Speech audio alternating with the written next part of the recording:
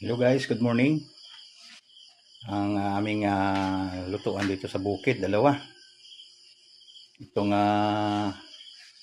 gasol, saka yun, pangkahoy. Di man uling o bagoy.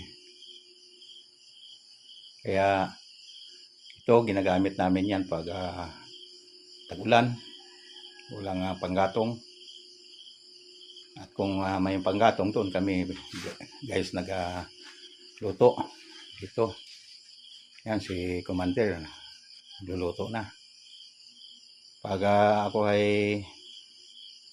nag-init ng mga papakulo ng mga healing plants dito sa gasol. Kaya ganito ang pamumuhay namin sa bukid guys.